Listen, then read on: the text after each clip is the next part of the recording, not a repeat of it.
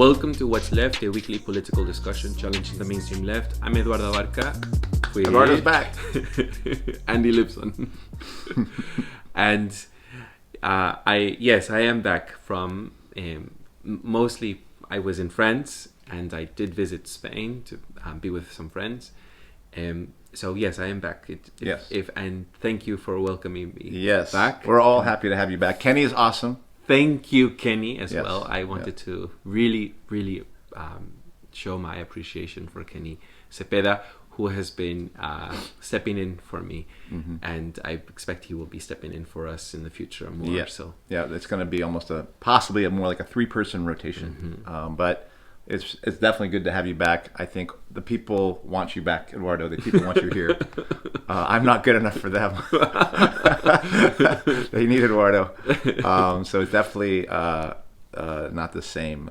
Well, it's just good to have you back. There's a feud between us that they want to witness. Right. I'm kidding. I do. I told you I had a surprise for you. So. As he reveals he's in his PJs. Yeah. Professionalism. Merry Christmas. Because Eduardo celebrates Christmas because he's Jehovah's Witness. Former Jehovah's Witness. So he loves the holidays. And I had to get you a Christmas present. Oh, thank you, Andy. I appreciate it. Look at this wrapping, folks. I feel so terrible because for years, and I will say this another time, but I mean go into depth of another time, but for years I've always missed out on friends' birthdays and Christmas and everything else. You have an excuse. We don't have an excuse. You have an excuse. But we're going to bring you over to the world of holidays. So thank you very much. Should I open it here? Yeah, because I think it was. I thought when I got you the gift, I thought about conversations we'd had on this show. All right, so I will open it here. Yeah. All right, let's for our listeners. Yeah. This is a green. This is what I always do. If you want to see this, watch the video. Otherwise, you're going to have to deal with it. This is a green gift wrap that is squarish with beautiful designs and given to me by Andy as I'm trying to describe for our audio. But it's upside down, so you got to see it this way.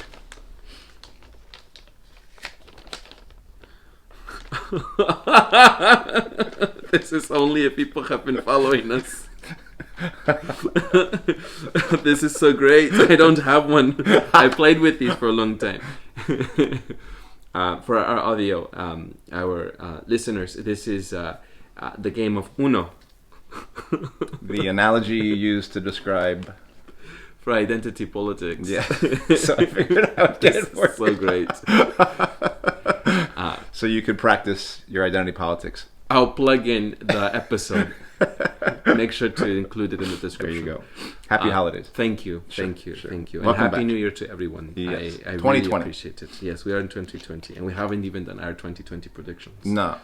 Maybe we will. I predict I will need to get glasses, which I already have. Thank you, Andy, for this. And again, I want people to visit our episode on identity politics, and you will see why Andy has given me this. And why that's so funny. I want to explain. I'm tempted to, but you have to see the episode. You have to go. It's not worth explaining. Thank you so much. Sure. And thank you, Brandy, as well, for always being in the spirit with Andy. She wanted to thank you for sending those 2 postcards.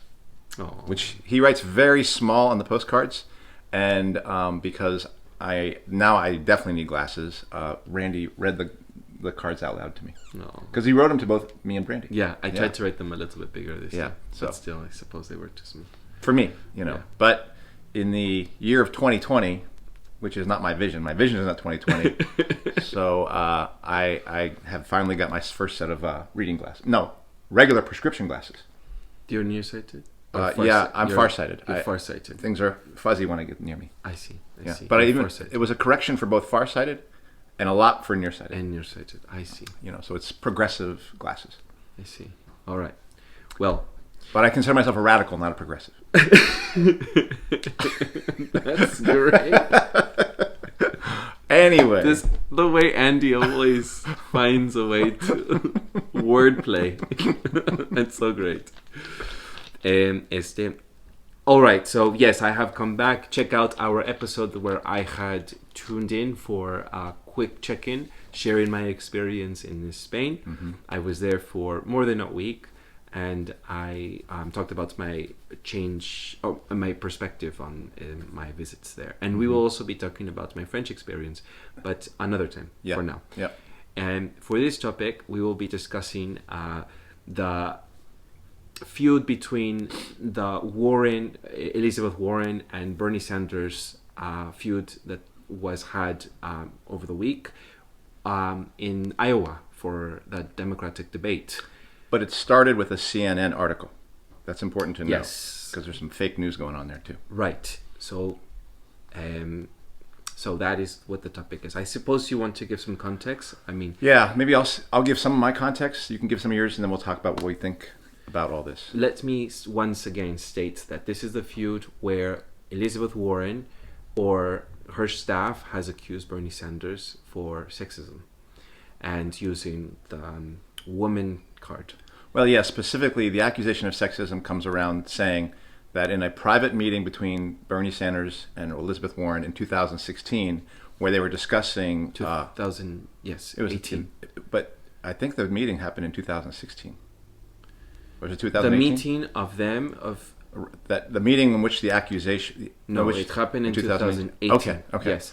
So then there was a meeting that they had in 2018? The meeting they had, yes. Well, Okay. let me just start quickly. I know that you... all right, go ahead. That just say you're talking about 2015 when there was an encouragement from people to have Elizabeth Warren run. It was run, Warren, run. Right. And it was for her to run for presidency. And Bernie Sanders had met with her, asking her if she was going to run. She declined she wasn't going to run for 2016. Okay. So then he decided to run for presidency. And supposedly he encouraged her back then to run. Yes. So so this is a 2018 meeting, a private meeting between them. Yes. In which what's been alleged is that during that conversation, Bernie Sanders said to her, "A woman cannot become president in the United States," or something like that. To the effect of. Yes, and accusations. Allegedly. Yes, and that is where the claim of sexism is, because he's saying to a woman can't become president. And the allegation was put to CNN first, who essentially... Well, do you want to say anything? I have more to say about just that, because... Well, yeah, her staff Yeah. was the one who had... And no one who was at the meeting. Yeah. 2 people who said they heard it from Elizabeth Warren later, and then 2 people who said it from the people who said Elizabeth Warren said it to them.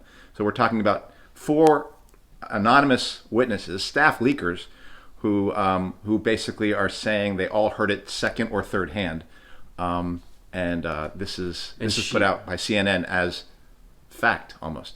And Elizabeth Warren was silent at first. She didn't say anything at first, and it wasn't until later when she finally affirmed that yes, it had been said. Yep. And then it was brought up in the debate on the debate stage. Right, where the CNN person said to Bernie Sanders, "Did you say this?" And he said no, and then she turned to Elizabeth Warren and said, "How do you feel about him saying this?" Yes. And people literally laughed in the audience when she asked that question. And it's not humorous at that point. Yeah. It's just, to me, one of the things of this story is what a joke. And the accusations by Trump or anyone of CNN and mainstream media being fake is completely true. And this exposes, like, if there was any independent media that had done something like this, they would be talked about as being fraudulent and not credible. But this is mainstream news. They get to do it, and they get to act like they're credible for doing this kind of stuff. When really what it is these are political hits being taken out on different people, in my mind. So we'll say more. Yeah, it was when speaking to just that, it was not. They weren't really asking Bernie Sanders. They were wanting to, I think, almost give fuel to this fire, because when you said they did turn, they weren't saying, "Oh, he denies it." Correct. How do you respond? They said that, "How did you feel about him saying this?" They didn't, they almost negated anything that Bernie Sanders had said at that moment. Right.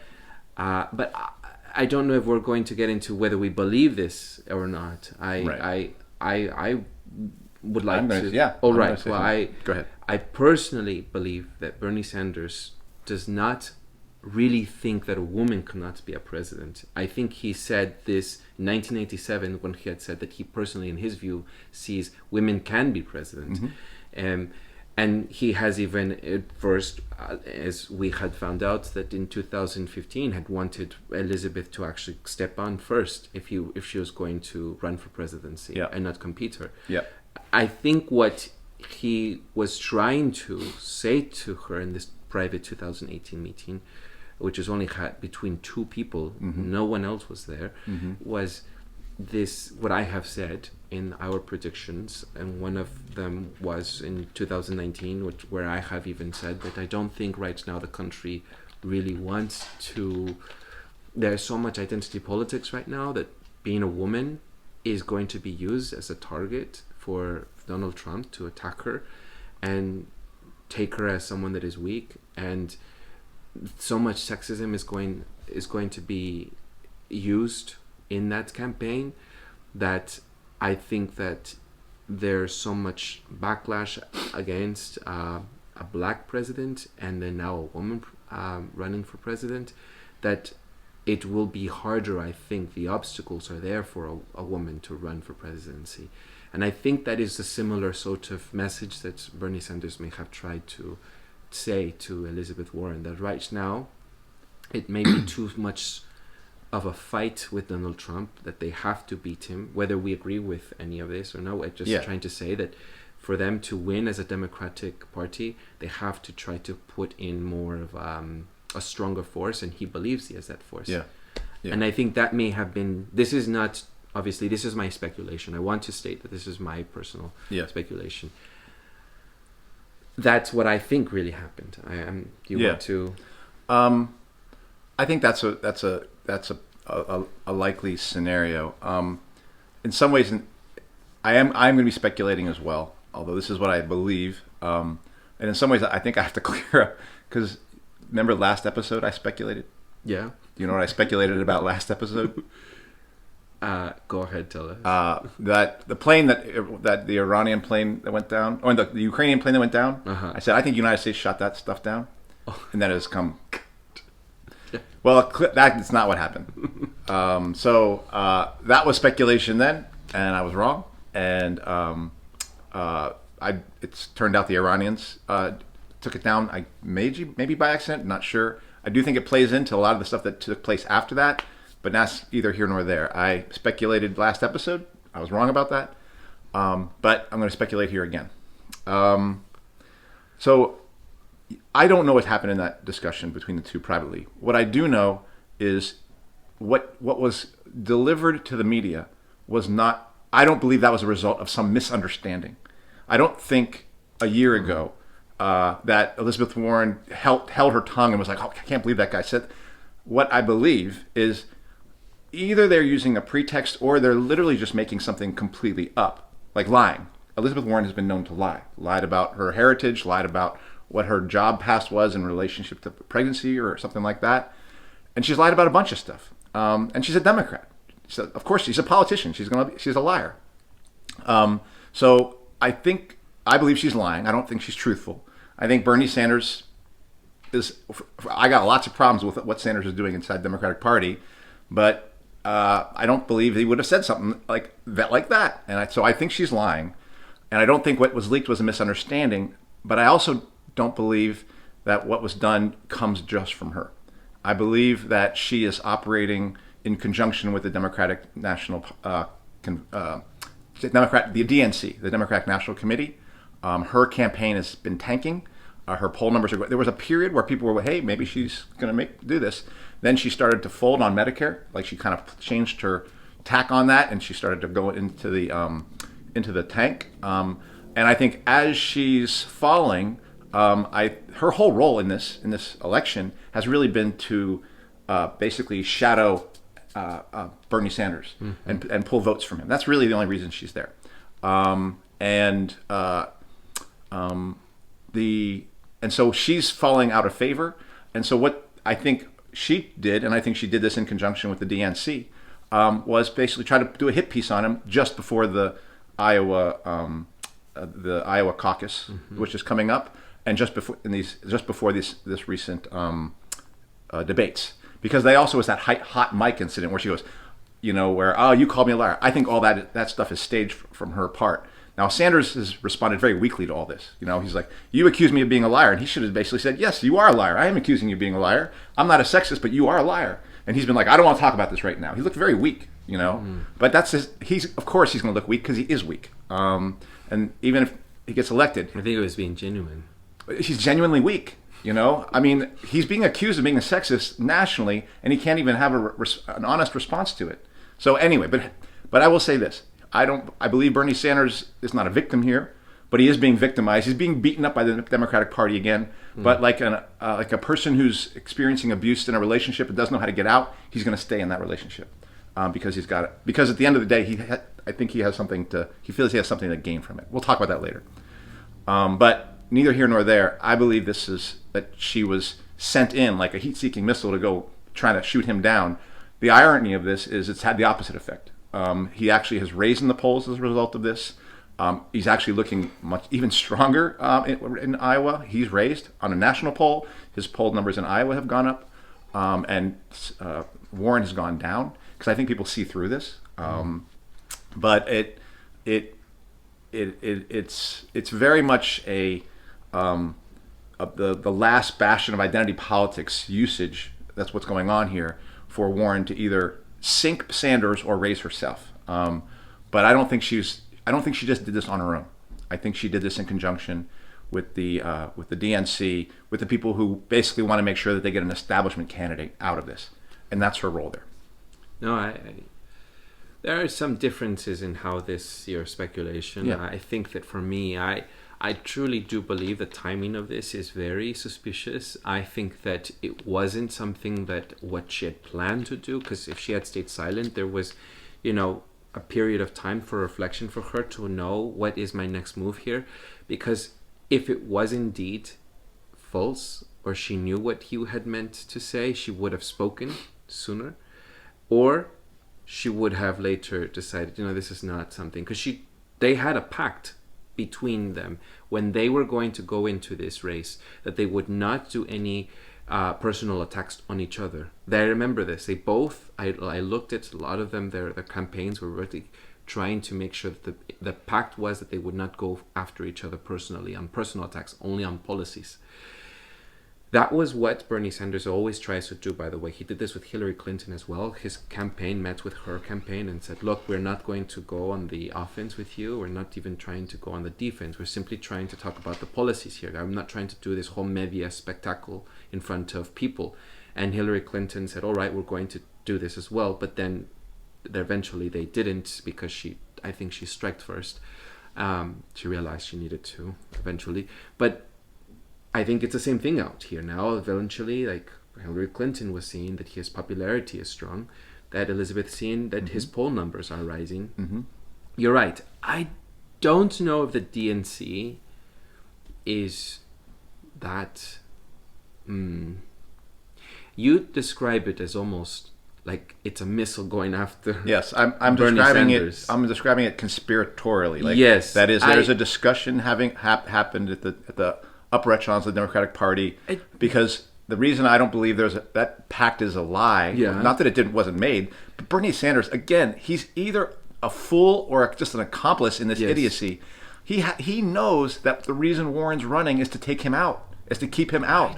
So how could they have a pact? He knows that. He knows she's there. She shadowed all his positions.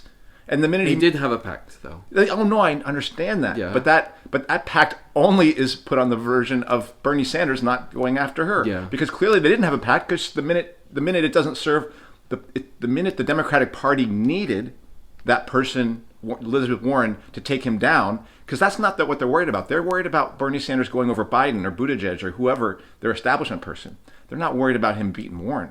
So that pact obviously had no meaning for the Democratic Party. But I think that even just prior to this debate, there was some time recently where even Hillary Clinton was acknowledging that he might just be the next candidate for the Democratic Party. The establishment was sort of seeing that. I remember this in the news.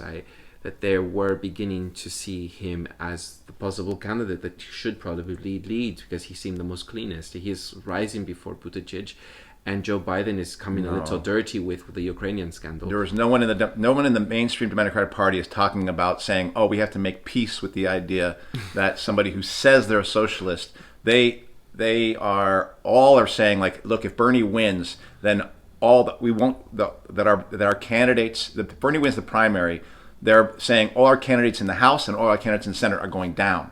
Well, I'll post something about what I had read, and maybe, I mean, I suppose maybe not everyone is saying this, no? Yeah. But there is a there's a less hostility, I think, less hostility than last race around towards Bernie Sanders. I think they realize now they have to take him seriously, and it's not their favorite. No, I don't agree with that. I agree. I suppose. Yeah.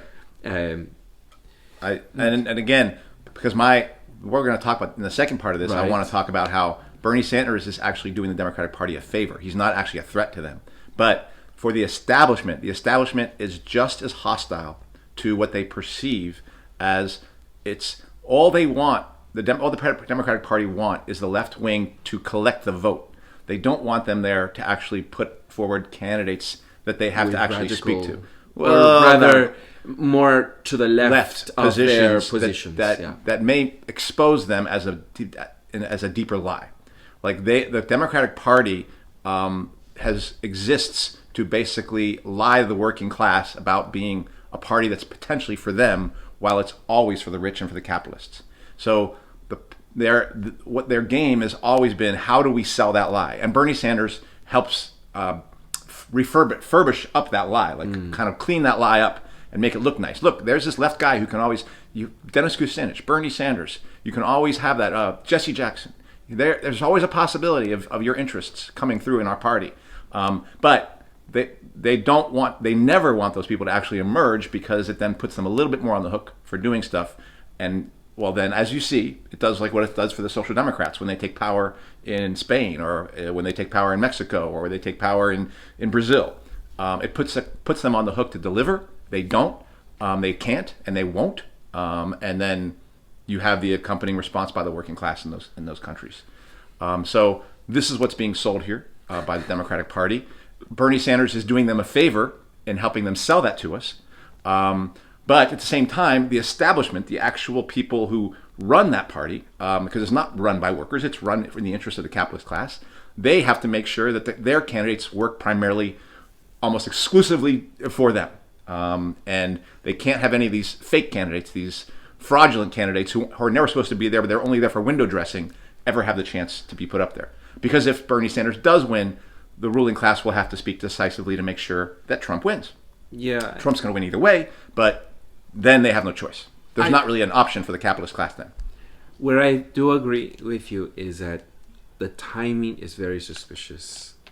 I mean, even Elizabeth Warren going up to Bernie Sanders right after the debate, because at first she just sort of tried to carry on right after he had said, and I did not say this, and she said, well, Bernie is my friend. Yeah. Right. So she didn't try to say in front of everyone at that moment during the debate that he is lying, or he is denying that he had said this. Yeah.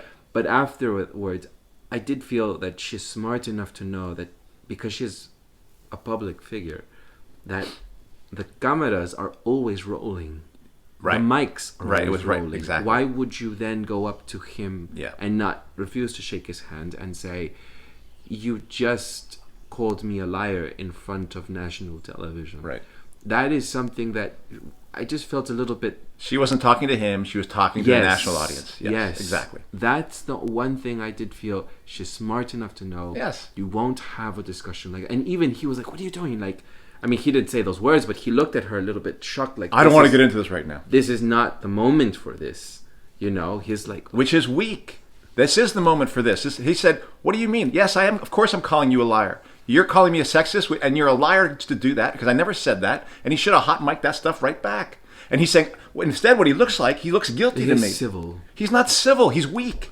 Look, if you're going to fight for these ideas, Yeah. what do you think they're fighting here? If we're taking on if we even believe for a second that Bernie Sanders is this thing that he says he is, and he isn't, he's a fraud. But then if he can't take on Elizabeth Warren at that moment, do you think he can take on, the capitalists in this country? No, there's no way. He's not. Please, do But not. I think It's not because he sees civility. her as a friend, that's... But then he's an idiot because she's not a friend. He can't. How can I sit here and know that she's in in that race? And I'm not sitting in these boardrooms. But the only reason she's in the race is to eliminate him. He knows that. And that's part of that discussion in 2018. Why it has maybe a different character of like, what are we doing here? Yeah. But I don't know what he thinks is coming out of that. She's going to take him down. Now, of course, they give friendly talk, but it's very difficult for me to believe that he's that stupid. If he is that stupid, he's not just weak, but he's that stupid. I don't think he's that stupid. I think Then he's civil. I but think then he civil doesn't want is- to wash his dirty laundry in front of everyone. But then he looks weak, and he's fighting these people. Yeah, of course he wants to do it in front of everyone. He has to show other workers we're fighting these people. Isn't that what he's supposed to be about? This isn't about me. This isn't about Bernie Sanders. This is about me showing it's about you. So here's how you do it. You take them on and you don't let them you don't back down in the face of their lies. So instead, as a leader, as a working class leader, if that's what he's being here, he's teaching the working class to be civil to the capitalists. Is that what we should do? Because if you're civil to the capitalists, they're taking your kneecaps off. So I will say that the only thing I for a fact know is that this man is incapable of leading the working class. But that's not his intention. Yeah. That's not his intention. He is intending to lead the working class into the capitalist party. And he's doing an amazing job of that. And that's the part that is so tragic about this, is that I will defend, not Sanders, I'm going to basically talk about what this shows to me is the criminality of the mainstream media. It shows the criminality and gangster nature of the Democratic Party because Warren isn't a Democratic operative sent to scuttle this fool called Bernie Sanders, and Bernie Sanders is Maybe kind she's of been influenced by her campaign manover. whatever. But all those people are at the top, right? These are all people who are connected to wealth and money, right? So then, and ironically, it's had the effect of actually activating people to support Sanders and leave Warren. That's actually a good thing. It's sad that it's going to be captured by this so-called socialist who has as much fight in him as my fingernail. He has no fight in him. He's never willing to fight and stand up against these people. So, but that's not my biggest issue. Actually, my biggest issue is the tragedy of the fact that this man and this socialist and the Democratic Socialists of America are driving the entire working class into the Democratic Party again and making it seem like there's something for us to win there. But ironically, he is in terms of numbers at this point. He does look like the favorite to win the primary right now. I would say so. I think that Joe Biden is too. He's got his hands dirty with his whole Hunter Biden thing. I think that is one of the reasons why he is one, being attacked, right, and secondly, maybe by some, as I had said, by some of the establishment are starting to maybe admit that this is maybe their only chance with Bernie Sanders. I hesitate to say that it's by the DNC and the establishment that are trying to. Maybe it's the campaign manager is trying to sway Elizabeth, and she has the people around her that are definitely persuading her to this way. But I do know, and I think that genuinely they are friends. You are so...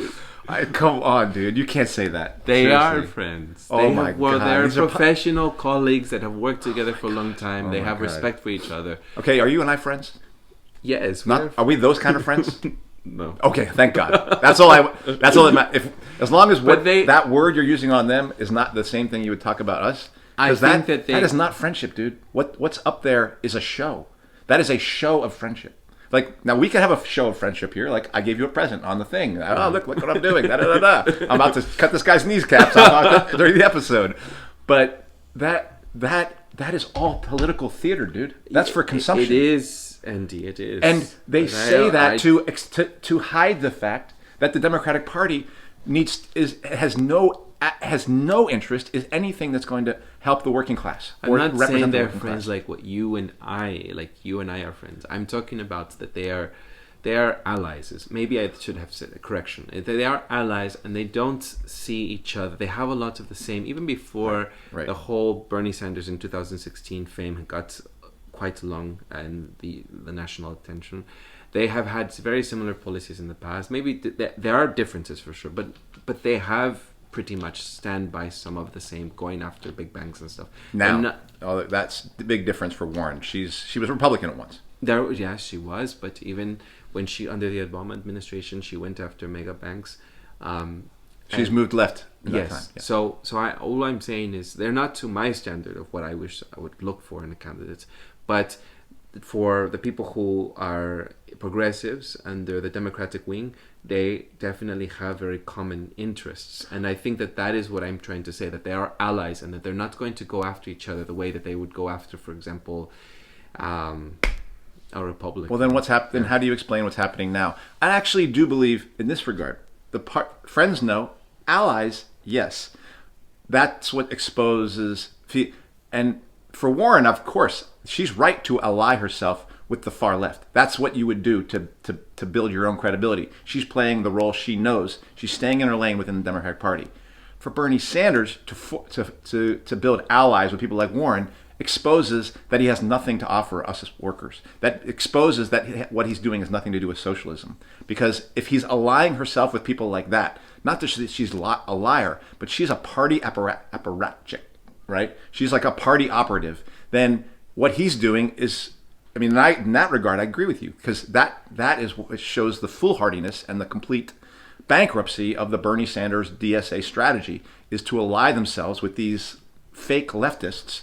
And by extension, they expose themselves as fake leftists when they do it, because there's nothing in it other than to fool workers, and that really is what's so damaging about Bernie Sanders' candidacy. Is there really is a desire to hear somebody who's actually anti-war, which he isn't. There is a real person who is for actual socialism and against capitalism, which he isn't. He's not that. He's the opposite of that, because he's trying to save the Democratic Party. He's trying to save capitalism. He's trying to bring people back. In fact, in November, when a person posed the question to him, Barack Obama says we don't need a revolution. Are you going to contradict him?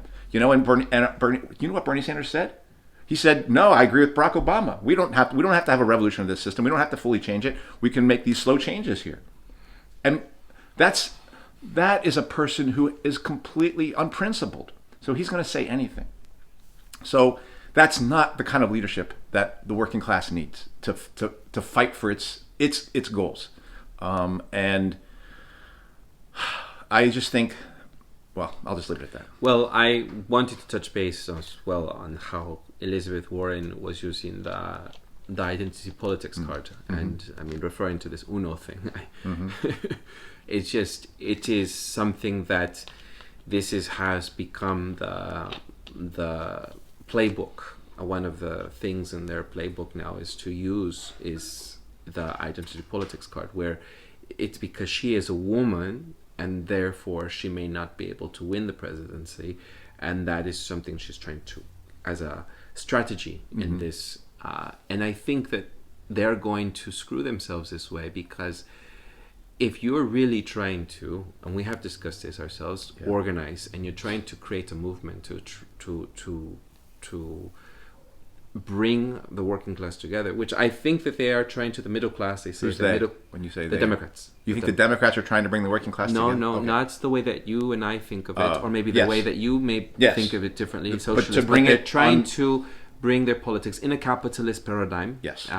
Trying to have more socialist programs, for example, not socialist programs, social programs for like single payer health care, or even just like even Yang was talking about the universal income. These are not socialist ideas. They may have been derived maybe and modified, but they are not socialist ideas. I want to acknowledge, and yes, there is a difference between working class organization but I'm just talking about how different the Republicans and Democrats think, whereas more of let's say lesser government and bigger government, democratic establishment thinking. If they're trying to organize, they in this way, their playbook on using the identity politics card is only further going to divide them. Correct. Is what I want to get at. Yes. So and divide workers. Yes, and it is that's still creating more hostilities within society because we are dividing people into categories, thinking that these people have more advantages or disadvantages, which racism and sexism, as I want to reiterate, and I want to state, don't deny it, it exists. Yes. It does exist. Institutionally, not just in people's heads. Right? Yes. So it's in people's heads, but it's also an institutional part of our system. Yes, so I don't want to confuse our new listeners or new viewers, if we have any, or even if we have people who have not listened to this identity politics episode. I don't want to make sure that it's not that we're denying that these things exist. Oppression does exist. What I'm saying is, though, is that when we are, and please visit this episode on identity politics, and then you also get the reference for the UNO thing that Andy I appreciated the gift. And so this whole playbook, even Bill Maher was saying on his show, where if you use the woman card, you're just further going to divide the Democratic Party, what if left. That's why people are shifting over, because Donald Trump is saying enough with this. We're not going to be playing by being PC or too careful around people's identities.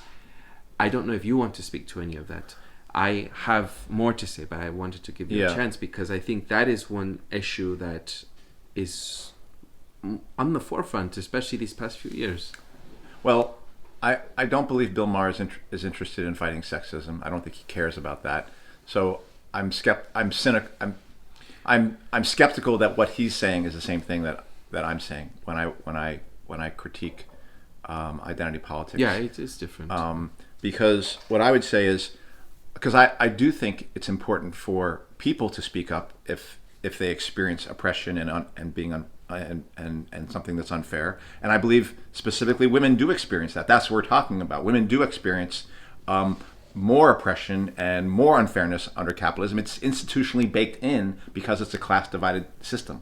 Similarly with racism and racism against black people, against Latino people, against immigrants, against Muslims, all those things, they aren't just they aren't just here. We're not just acknowledging them. These things are built into the apparatus of the system that both of us don't like here, capitalism, and they're fundamental to making sure capitalism runs the way it does. So women speaking out, or anyone, but women speaking out about their experience of sexism, great. It's awesome. I mean, that's we want more of that. But that's not what Elizabeth Warren's doing here. That's what Elizabeth Warren is cynically using the existence of something like sexism and the Me Too movement that had problems, but of course, at least with the idea of women speaking up and saying what they have experienced, and men if they've experienced sexual abuse as well. I think that's an important part of the thing, because there's many men who've experienced sexual abuse and actually I would want and would hope the Me Too movement would want to invite them into such a thing and not see it as just only a movement for women. Again, that's my vision. I can't claim it, or I can't say that that's what I think the movement's about. But I think that's where it needs to go. Elizabeth Warren is cynically using that to essentially try to do a political takedown on a political opponent, not an ally, a political opponent. She calls him an ally. Bernie Sanders thinks of her as an ally. That's because he's either an idiot or he's actually totally in on the game. I actually think he's more dumb, because I just see him always responding so weak. So they're taking this guy and using him like a person who doesn't know anything. And I just feel like he's being used by the Democratic Party. And it's unfortunate that so many socialists who are fighters are seeing this guy as the person who's going to be some way leading the way, even halfway or part way or quarter way or an eighth way. He's not. He's literally leading us into a trap. I don't know if he knows that. I don't know. He's certainly very rich, but it doesn't matter. We are the ones who need to know better when we see how this guy gets played constantly. and how he responds to being played constantly. He keeps basically getting slapped around by this capitalist party, and he keeps staying within it instead of fighting outside of it. And so I think you spoke to a. So one of the things he does is he basically refurbishes and rebuilds this political movement, this kind of Democratic Party left that's coming in, which is just built around identity politics, which is divisive to workers. But the other thing he's doing by encouraging us to stay within the Democratic Party is he's literally blurring over the lines between the working class and the capitalist class. He's basically making it so we don't really know where that difference. Maybe there isn't a difference. He basically, maybe this capitalist party can be for workers, and that's something that socialists can't do, because that's it's so damaging to our cause. Like in my school, most people think that their best ally for getting things done is the principal, not the custodian. Is the principal, not the paraprofessional who works with them. They don't see their most important ally as the paraprofessional in their classroom, or the custodian who cleans or the cafeteria worker, or the person who the garbage person who comes by and cleans. They don't see that as their most important ally in their future. The person in my school who most people will say is their most important ally is their principal. Well, that's crossing right across class lines, and that confusion is the confusion that is baked deep into the working class here. And socialists are helping sustain that confusion and building that confusion by encouraging people like working people to fight to reclaim the Democratic Party through people like the Bernie Sanders. How do you reclaim capitalism for yourself? You cannot. You cannot reclaim a capitalist party that is built on screwing you over and turning into something you want. You can't make the capitalist party the Democratic Party that way. You can't make the capitalist state that way. And any confusion we have, it's understandable workers have confusion around that, because the capitalists try to build that confusion into us. That's partly why the Democratic Party even exists. It's a tragedy that socialists are helping sustain that confusion and are actually feeding that confusion, because that confusion is one of the reasons why we are so weak, why workers are so weak, is because we don't see ourselves as our own class for our own interests. And it also happens, in this case, to be building instead a political movement which is built along gender identity lines within our movement that needs to be working class. So it's a double barrel ideological shot to us in my mind. So that's what, and this is why I think they want to take down the Democratic Party establishment wants to take down Bernie Sanders, but they need Bernie Sanders to be within it, and they trust that they know they can treat him as crappy as they want, and he'll stay there. I'm not entirely sure how they know that. I don't know if there's deals made, but I know he's rich. Maybe they got something on him. I don't know. I don't know. Or maybe they just know they've already assessed how dumb he is. But it's a tragedy that the rest of us are going in that direction and thinking there's something there. Yeah, I think there are many socialists who do have faith in Bernie Sanders, and so I think that there is this confusion. I agree with you. I think that this is what I even myself, I'll just admit that it's causing me some confusion, and I would like to address that maybe another time. But This is the moment where we have now seen some transparency with how things are going to play out, because we're left with a few candidates now. So if we're going to see true colors, as you're seeing that now the attacks are, whether Bernie Sanders is strong enough or not, I think that this is when we're going to finally see that. Yes. There are now, 6 candidates? Yeah. From 20? And I agree with you that we're going to, because I think you said that the establishment might have, you're almost saying they've digested the possibility of a Bernie Sanders victory in the primaries. I don't a faction. No? Yeah, I think, and I don't believe that's the case. But I'm like you're speculating. I'm speculating there. I do think we're going to see that play out one way or the other, because I don't think though. I think they're going to find some way of making sure that they have not Bernie Sanders there at the top. And I say that they did it before, right? Right, and I say that fundamentally believing that Bernie Sanders is doing the Democratic Party a favor by running, because he continues, like, if anything was going to make the Democratic Party seem like a hopeless cause, it was Barack Obama's hope in 2008 that turned into disgust by 2012 and 2016. Bernie Sanders, it's like that never happened. Bernie Sanders has literally reconstructed and re-galvanized the left to go back in and try to do another hope and change thing. Yeah. And it's like we get to walk through this whole show again. And even if Bernie Sanders gets elected and doesn't do it, and he's going to do all the things that we see that the socialists do when they get elected in these capitalist countries, they screw workers over and they say they have to. Then people are saying, oh, then some socialists say, oh, then people are going to make the break. Then they're going to make the break. No, it doesn't work that way. They're not going to make the break to other socialists. They're going to make the break to the right, first of all. And secondly, the people who don't break to the right are going to say, oh, he's not a good enough socialist. Maybe we'll try a more principled socialist to do it. It doesn't work this way, folks. We have to build the thing we're fighting for. The best thing that could happen, the only thing that would make Bernie Sanders even remotely credible is him getting out of the Democratic Party and running an independent. And that's the thing that no one wants to say he can do because, he's not legitimate anymore. Well, that's the fight, though. We have to, the fight is to make that independent thing legitimate. That is the political fight before us. This thing all it's doing is legitimizing the Democratic Party. It's not legitimizing the struggle for working class liberation and independence. Yes, this is where I do agree with you, and that is why I agree, and I want to also just clarify one thing. I don't want any of our viewers or listeners to be left with thinking that we don't think that there isn't any obstacles for a woman to run as a candidate. There are certainly obstacles. There's certainly sexism. I'm reiterating this because in some of our other episodes, some people have taken away other sort of conclusions from what we have said. I know that Andy doesn't care so much about that. Sometimes he's like, well, they need to stop reading between, they need to hear what we're saying, and I thought we were clear. I want to reiterate and say that no, we acknowledge that there are definitely obstacles for women to run as candidates. There are institutional sexism that exists, but in this moment, this was a strategy to take down an opponent, to try to go up in the polls because it's hurt. And use actual sexism in an unprincipled that's what way. I'm trying to say. Yes, to say it. That makes the cause weaker for fighting for women's liberation. That's exactly my point. So thank you, Andy, for that. So sure. I just want to clarify for that.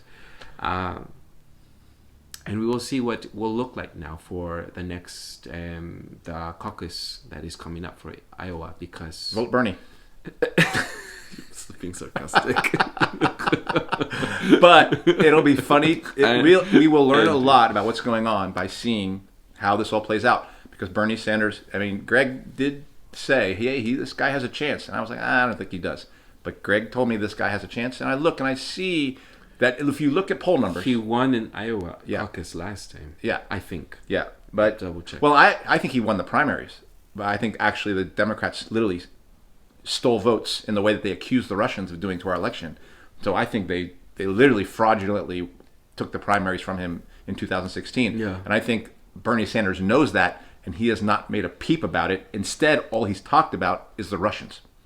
So this is not a person who's going to help us understand how this system we're fighting. He is gaslighting us on a deep level that's in some ways, I would say, it's worse than what Hillary Clinton is doing or Barack Obama is doing, because he's doing it in a... It's to the extreme. Yeah, no, because he's doing it with a social... They're not pretending to be socialists. Those people are opponents of socialism. This is a liar who's dressing himself up in a socialist cape.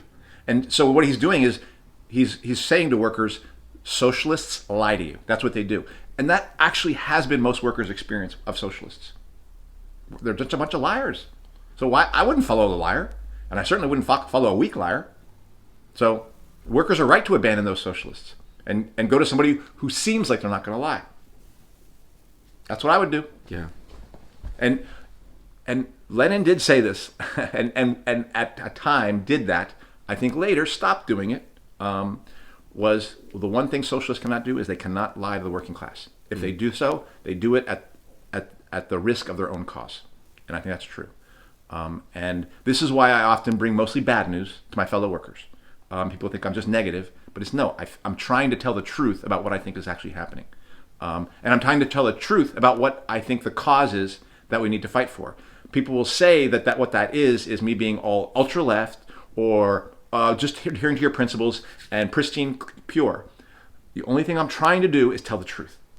and tell people really what the stakes are in this fight, as I see it. I'm not, and that's it. I just don't want to gussy it up for people and make it look any prettier or any worse than it actually is. And other people want to tell you nice things and hope that they'll follow you. But like, if there are socialists who are supporting Bernie Sanders who don't even believe in his cause, but think because other people are there, they should be there. And what do you say about people like that? They're basically saying, wait, you told me to vote for that guy and you don't even believe in him? So you were lying to me this whole time? So I would be pretty pissed at you if you did that with me. I'd be like, it's like being having a drinking buddy or having a friend who's an alcoholic and you go drinking with him all the time. If you have a friend who you believe is an alcoholic and you want them to stop drinking, you don't go drinking with them. You don't go out with them to the bar. You tell them, dude, you got to stop drinking. And I'm not drinking with you. Like, I want you to go get help. And that's the socialists who don't believe in Bernie Sanders but are telling you to vote for Bernie Sanders are your friend who is afraid to tell you that you're an alcoholic. And instead what they're trying to do is hang out with you at the bar because they want to be friends with you. And that's no friend. That is a person who's enabling you. And what socialists need to be telling workers is, you got to get clean and you got to get out of this game. And socialists who are unwilling to do that because they want to be close to you, because they don't want to be lonely, that is not a socialist who's going to be able to make a revolution take place. And if you think of some socialists that say it's their only hope for now, well, then there's no hope in it. If your only hope for now to keep the friendship is to have this person continue to drink, then what you're doing is you're saying, I know you're going to end up dead or in jail, but I want to keep our friendship. That's not a friend. There is no hope in it. There's no future in it. What it is doing is driving our cause into the capitalist party. You understand that they think of Trump, though, as possibly. Well, then that's their own confusion, because they're thinking that Trump is different than Sanders, and they're not. They're not. They're capitalists. They are both in deep. In fact, Bernie Sanders is in support of this whole Russiagate thing. Bernie Sanders is basically accusing Trump of being a Russian agent and saying we should be fighting a war with Russia. Essentially, he must believe that because that's what Russiagate's about. So there's no difference between them. They're two sets of capitalist politicians who want to basically both of them actually speak to helping workers. One's an obvious liar, and one is an obvious liar to me, at least. But it seems that other people, and the ones who needed to know that they're an obvious liar, are socialists who are fighting for a working class revolution. And the socialists, look, we can see there's tons of confusion around the globe around what socialism is. But those of us who claim that we're fighting for the dictatorship of the proletariat and for working class independence, we can't then simultaneously urge people to go into the Democratic Party and fight for the heart and soul of that party. Or urge people to do it with the hope that they'll realize there was nothing to be done there and then they'll break from it. Well, they will break from it, but they're going to break right. They're not going to break to you because you were lying to them the whole time. So, I guess, yeah, that's what I think. Well, we will cover, I think, this ongoing issue about whether Bernie Sanders or even the Democrats are the hope for the working class, as I think many people are trying to portray it that way. Yeah. And even some of the socialists that we have invited have decided so that this is their one chance or their hope for the future. Yeah. And I think that does cause this confusion. Yes, and this debate. Yeah. Yeah. Right. Thank you, Andy. End of this episode? Yeah, I think we should wrap up. I think that this is we'll be coming out with this video a little late, right? Or because I just come back and I want a lot of things going on. A lot of things going on for me. I can't even tell you how much. Someone someone I love very much and someone that I cherish very deeply has been hit by a car and on his bike. So I want to say to people that and wearing a neck brace. Yeah, people have to be very aware. Broken bones. Yeah. So I want people to be very aware of how they drive, and also bikers, where you are biking when you see vehicles, because it's very dangerous. We want Eduardo's very special friend to get better. Yeah, thank you. And get justice. Hopefully. Hopefully, yeah. Yeah. But get better is more important. Definitely, yes. And I'm very grateful that we are finally into this new year, and we'll hopefully have more viewers and listeners tune in so that they can hear on different takes on different issues in the coming years, especially in the coming year, especially on this 2020 presidential race. Yep. That will have our Oh my perspective gosh, on. we're going to be hearing a lot of that. Yeah. All right. Please check us out on any of our 5 platforms on Bitchute, Stitcher, Google Play, iTunes Podcasts, and YouTube. Rate, subscribe, rate, review, and best of all, share with your family and friends. And we'll catch you all next week. Thank you. All right, see you later. Ciao.